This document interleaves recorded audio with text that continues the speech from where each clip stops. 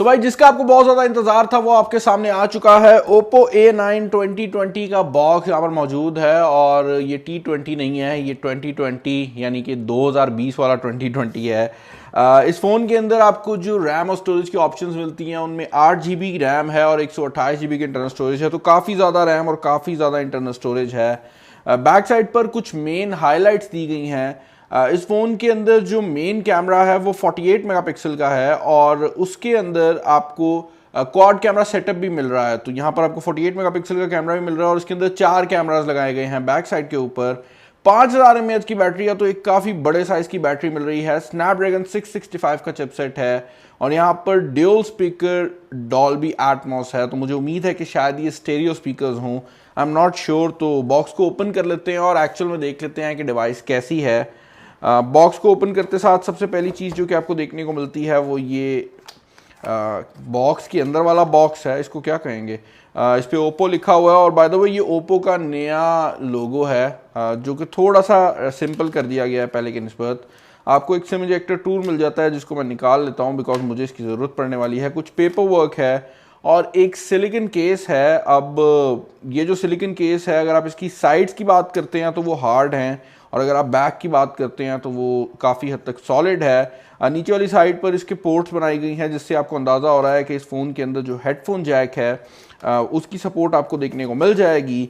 Again phone के front side पर वही डिटेल्स दी गई हैं, तो फ़ोन को हम रैपर से निकाल लेते हैं और इसको ऑन कर लेते हैं और जितनी देर में ये ऑन होता है थोड़ा सा बैक की लुक को देख लेते हैं। ये बड़ा ही खूबसूरत लुक प्रोवाइड करता है। ये डार्क ब्लू ब्लैक कलर का ग्रेडियंट है और उसके ऊपर आपको रेनबो पैटर्न मिलता है, तो इसको एक्सप्लेन करना काफ़ी ज़्यादा डिफ़िकल्ट है लेकिन ये देखने में काफ़ी डिफरेंट है किसी भी नॉर्मल फ़ोन के निस्बत। उसके अलावा जो बैक पर फिंगरप्रिंट स्कैनर है उसका साइज़ भी मुझे थोड़ा सा छोटा लग रहा है अगर आप दूसरे फ़ोन से कंपेयर करेंगे। 4 कैमरास लगाए गए हैं, ऊपर वाली साइड खाली है और नीचे वाली साइड पर आपको टाइप सी की चार्जिंग पोर्ट और उसके साथ आपका हेडफोन जैक देखने को मिल जाता है। तो फ़ोन को साइड पर करते हैं और बॉक्स के अंदर जो बाकी एक्सेसरीज़ हैं उन पे नज़र डाल लेते हैं। आपको ये ईयरफोन्स देखने को मिल जाते हैं। ये काफ़ी हद तक जो एप्पल डिज़ाइन के एयरपॉड्स आया करते थे उन्हीं के डिज़ाइन के अंदर है, लेकिन ओप्पो भी काफ़ी टाइम से इन्हीं को इंक्लूड कर रही है। और यहाँ पर आपको 2 ड्राइवर्स मिलते हैं, तो काफ़ी मज़ेदार सीन हो जाता है साउंड का। उसके अलावा आपको एक चार्जिंग केबल देखने को मिल जाती है जो कि मेरी उम्मीद के मुताबिक एक USB टाइप C की केबल है। तो यहाँ पर आपको माइक्रो USB नहीं मिल रही जो कि काफ़ी वेलकमिंग चेंज है। उसके अलावा आपको एक ओप्पो की पावर ब्रिक देखने को मिल जाती है। अब ये जो पावर ब्रिक है 2 एम्पेयर की पावर ब्रिक है, कोई फास्ट चार्जिंग नहीं है, तो आपको नॉर्मल जो चार्जिंग स्पीड्स हैं वही देखने को मिलेंगी। यहाँ पर जो फास्ट चार्जिंग की सपोर्ट है वो प्रोवाइड नहीं की गई। फ़ोन जो है वो मेरे पास इस टाइम मौजूद है, तो इसको मैं सेटअप कर लेता हूँ और उसके बाद मिलते हैं।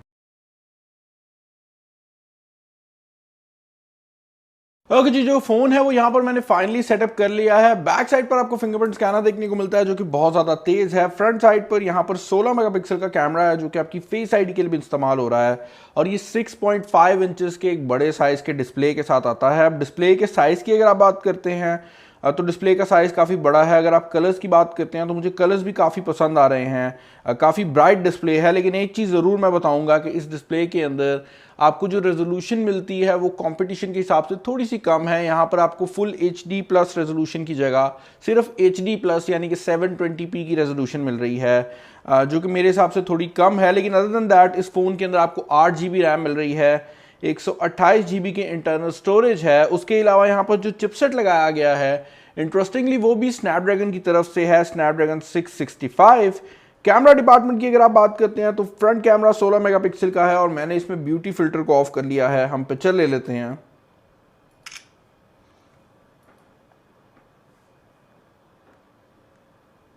और फ्रंट कैमरा की क्वालिटी आपके सामने है। ये काफ़ी नेचुरल इमेज प्रोवाइड कर रहा है। इंटरेस्टिंगली मैं एक्सपेक्ट भी यही कर रहा था क्योंकि ओप्पो के कैमरास हमेशा से ही अच्छे रहे हैं। ओप्पो काफ़ी टाइम से कैमरा डिपार्टमेंट में अच्छे लेवल के ऊपर है और यही वजह है कि आपको यहाँ पर भी काफ़ी अच्छा कैमरा मिल रहा है। बैक साइड के ऊपर आपको जो मेन कैमरा मिलता है वो 48 मेगापिक्सल का है। उसके अलावा आपके पास एक अल्ट्रा वाइड एंगल लेंस है जिसको ऑन करने के लिए आपको ये ऊपर बटन मिल जाता है। तो अगर आप नॉर्मल इमेज लेते हैं वो कुछ इस तरह की आएगी, अल्ट्रा वाइड को ऑन करते हैं तो आपको ज़्यादा चीज़ें जो हैं वो उसी इमेज में नज़र आ जाती हैं। और इसके अलावा आपके पास एक और लेंस भी मौजूद है जो कि आपको मैक्रो इमेजेस प्रोवाइड करता है और मैक्रो लेंस जो है ये किसी भी चीज़ के बड़ा ही करीब जाने के लिए इस्तेमाल होता है। तो अगर आप किसी छोटी से छोटी चीज़ को देखना चाहते हैं, मैक्रो लेंस आपको उसकी फैसिलिटी प्रोवाइड कर देता है। अदर देन दैट इसके अंदर आपको एक एक्स्ट्रा लेंस आपके फोकल डिस्टेंस के लिए भी देखने को मिलता है, जो कि बेसिकली आपके पोर्ट्रेट मोड में काफ़ी ज़्यादा इस्तेमाल होगा। और ये मैं अपने मुकम्मल रिव्यू में भी टेस्ट करूंगा कि एग्जैक्टली इसकी जो वीडियो क्वालिटी है, जो पिक्चर क्वालिटी है वो कैसी है। लेकिन अभी के लिए जो हालात हैं वो काफ़ी अच्छे नज़र आ रहे हैं। मुझे यहाँ पर नाइट मोड और स्लो मोशन जैसे मोड्स भी नज़र आ गए हैं। तो मैं काफ़ी एक्साइटेड हूँ इसके कैमरास को टेस्ट करने के लिए। इसके अलावा अगर आप सिम सिचुएशन की बात करते हैं तो भाई इस फ़ोन की जो सिम स्लॉट्स हैं वो मौजूद हैं इसके लेफ़्ट साइड के ऊपर, और यहाँ पर आपको 2 सिम और एक मेमोरी कार्ड की ऑप्शन मिल जाती है।